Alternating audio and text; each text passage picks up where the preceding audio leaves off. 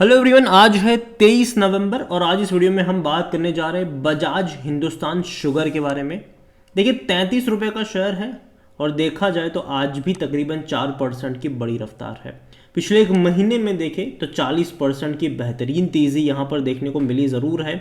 एक साल में तो 200% का ग्रोथ है, तो लगातार ये भागा है। और इस कंपनी की अगर मैं पर्टिकुलरली बात करूँ तो भाई साहब काफ़ी ज़्यादा उतार चढ़ाव से गुजरी हुई ये कंपनी है। कंपनी एनसीएलटी में भी गई थी लेकिन बाद में उससे बाहर भी आ गई। बातचीत करेंगे उन सब चीज़ों के बारे में, साथ में ये भी डिस्कस करेंगे कि भैया वैल्यूएशन के हिसाब से कहाँ पर ये स्टैंड आउट करता है और फंडामेंटल्स कैसे हैं इसके। देखिए वीडियो को शुरू करें उससे पहले अगर आपने अभी तक चैनल को सब्सक्राइब नहीं किया है तो प्लीज़ अभी इसे सब्सक्राइब कर लीजिए, क्योंकि आगे भी बहुत सारे वीडियोस हैं जो आपको काफ़ी ज़्यादा हेल्प करेंगे। तो देखा जाए तो बजाज हिंदुस्तान शुगर 33 रुपये का शेयर, एक महीने में भी तेज़ी और एक साल में तो 200% का ग्रोथ है। और लगातार जब तेज़ी आती है एक झटके में बड़ी तेज़ी आ जाती है, फिर लंबे से फिर कुछ टाइम के लिए कंसोलिडेट करता है, फिर रफ्तार आती है। और अभी देखो कंसोलिडेशन वाला फेज़ ज़रूर है ये। पिछले 5 साल का भी अगर हम ग्राफ देखेंगे तो 245% का ग्रोथ है।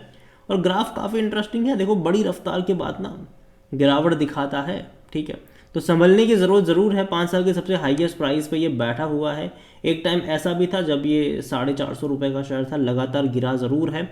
और देखो फंडामेंटल तौर पे देखें तो कंपनी स्ट्रांग नज़र नहीं आती है। वॉल्यूम्स का गेम यहाँ पर ज़रूर है, 2 करोड़ से भी ज़्यादा की क्वांटिटी में यहाँ पर शेयर आज के दिन में ट्रेड ज़रूर हुए हैं। और देखो आजकल ना पेनी स्टॉक्स में वॉल्यूम का खेल चल ही रहा है।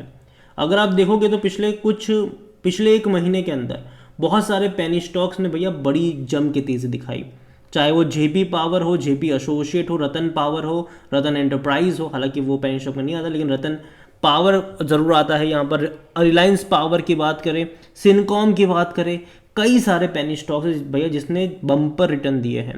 लेकिन भैया देखो ये जो पेनी स्टॉक की तेज़ी आती है ना वो टेम्पररी होती है, ऑपरेटर का बड़ा गेम भी होता है। यहाँ पर देखो according to money control user 100% लोग कह रहे हैं कि भैया बेचो और भाग जाओ यहाँ से। यहाँ पर अगर आप इनके अगर आप परफॉर्मेंस देखोगे इनसाइडर्स की तो हालांकि 2022 में हुई थी, लेकिन इसके अलावा अगर हम देखें नंबर्स देखें तो उतने ज़्यादा सपोर्टिंग नंबर कतई नहीं है। अब देखिए पहले इनके रेवेन्यू बढ़ रहे थे, बाद में पिछले 2 क्वार्टर में रेवेन्यू लगातार गिरे हैं। अभी लास्ट क्वार्टर में तो सिर्फ 1133 करोड़ का ही रेवेन्यू रहा, जो इससे पहले के क्वार्टर में 1360 करोड़ का था, इससे पहले के क्वार्टर में 2055 करोड़ का था, और पिछले साल भी एटलीस्ट 1323 करोड़ का तो था। तो रेवेन्यू काफ़ी ख़राब रहे इनके, और ये नेगेटिव पॉइंट है, काफ़ी नेगेटिव पॉइंट है। और जहाँ तक प्रॉफिट्स की बात करें तो भाई साहब 122 करोड़ का लॉस कर चुकी है ये इस क्वार्टर में, लास्ट क्वार्टर में। हालांकि इससे पहले 160 करोड़ का भी था तो उसके मुकाबले कम है, लेकिन इससे पहले के क्वार्टर में देखो तो भैया थे लॉसेस, ठीक है, लेकिन इस बार ज़्यादा हो गया। तो अभी अगले कुछ क्वार्टर में देखने रहेंगे कि रेवेन्यू तो है ही, मतलब और साथ साथ प्रॉफिट भी किस तरीके से यहाँ पर पैन आउट होते हैं। हालांकि ये नंबर्स जो हैं जो रिप्रेजेंट हो रहे हैं वो उतने अच्छे नहीं है, बल्कि बहुत ख़राब मैं कहूँगा। इसका पी रेशो नेगेटिव में है। कोई भी एनालिस्ट खरीदारी की बात नहीं कर रहा है। शेयर होल्डिंग को लेकर अगर हम देखें तो प्रमोटर के पास 24.95% की होल्डिंग है, लेकिन सब कुछ गिरवी है प्रमोटर का। अगर आप देखोगे तो डोमेस्टिक भैया जम के बिकवाली कर रहे हैं। डोमेस्टिक देखो पहले 15.26% की होल्डिंग थी, सितंबर में कहाँ पर आ गए 12.37। हालांकि म्यूचुअल फंड ने थोड़ा सा रिस्क ज़रूर लिया है, कुछ भी नहीं थे से वहाँ से 0.05 पर आए ज़रूर, लेकिन भैया डोमेस्टिक ने बड़ी बिकवाली करी है, बहुत बड़ी। एफआई से थोड़ी सी खरीदारी करी है, 1.60 से बढ़कर ये 1.64 पर आए, लेकिन फिर भी ये इनफ नहीं है, क्योंकि डोमेस्टिक ने बहुत बड़ी क्वांटिटी बेच दी। यहाँ पर तकरीबन 3% का शेयर इन्होंने बेचा है डोमेस्टिक वालों ने। रिटेल और अदर की मिलाकर 60.98% की होल्डिंग है, जिनमें से रिटेल इन्वेस्टर 43.04% की होल्डिंग लेकर बैठे हुए हैं। अदर पार्टीज़ के पास 17.94% की होल्डिंग है। देखिए ओवरऑल ना बजाज हिंदुस्तान में अगर आप शेयर होल्डिंग में भी देखोगे तो जो खरीदारी हुई है ज़्यादा वो अदर पार्टीज़ में हुई है। और ये जो अदर पार्टीज़ है उसमें कई सारे ऑपरेटर कह लो, ठीक है, वो भी यहीं पे बैठते हैं। तो मेरे हिसाब से कंपनी फंडामेंटली वीक तो है ही, डेफिनेटली वीक है ये। तेज़ी जो आई है वो मेरे हिसाब से जो अभी पेनी स्टॉक में एक दौर सा चल रहा है, चाहे वो रिलायंस पावर हो, रतन पावर हो, बजाज हिंदुस्तान शुगर हो, जेपी एसोसिएट हो, और भी कई सारे पेनी स्टॉक्स हैं, ठीक है। एक मतलब बाढ़ सी आई हुई है भैया पेनी स्टॉक को चेज करने की। और जब बड़ी क्वांटिटी में शेयर ट्रेड होते हैं तो शेयर में रफ्तार भी आ जाती है।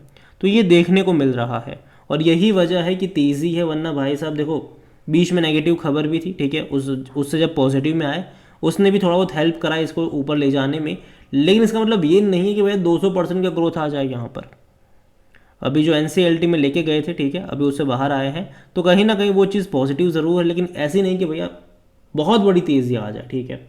उतनी पॉजिटिव भी नहीं है यहाँ पर कि 200% का ग्रोथ दिखा देगी आपको। और यही वजह है कि एटलीस्ट इस रेंज पर, इस लेवल पर मेरे हिसाब से मैं इसको अवॉइड करना ज़्यादा पसंद करूँगा। बाकी मर्ज़ी आपकी है। और देखो, मुझे लगता है कि बहुत जल्दी शायद थोड़े बहुत करेक्शन बीच बीच में यहाँ पर बनते रहेंगे। कंपनी देखो प्रॉफिटेबल नहीं है, लॉस मेकिंग कंपनी है ये, और बीच बीच में प्रॉफिट लेने के, प्रॉफिट बुक करने के मौके यहाँ पर होंगे ज़रूर। और जैसे कि अगर आप इसका ग्राफ भी देख लो, तो जब भी कोई बड़ी तेज़ी दिखाता है फिर कुछ टाइम के लिए कंसोलिडेट भी करता है, फिर तेज़ी दिखाता है, फिर कंसोलिडेट करता है। इस बार फिर से तेज़ी आई है और मुझे लगता है कि कंसोलिडेट का फेज़ यहाँ से आना चाहिए। और अगर वो फेज़ यहाँ से आता है तब शायद मौके बनेंगे। अभी का जो वक्त है, अगर आपको इसको कंटिन्यू करना है तो पार्शली प्रॉफिट लेकर कंटिन्यू कर सकते हो। जैसे कि अगर आपके पास 1000 शेयर हो तो 500 शेयर में प्रॉफिट बुक कर सकते हो, और 500 को आप चाहो तो कंटिन्यू कर सकते हो। इस तरीके से भी आप यहाँ पर प्ले आउट कर सकते हैं। लेकिन फ्रेश बाइंग मेरे हिसाब से अवॉइड करनी चाहिए इस रेंज पर, क्योंकि ऑलरेडी बहुत ज़्यादा ये दौड़ चुका है।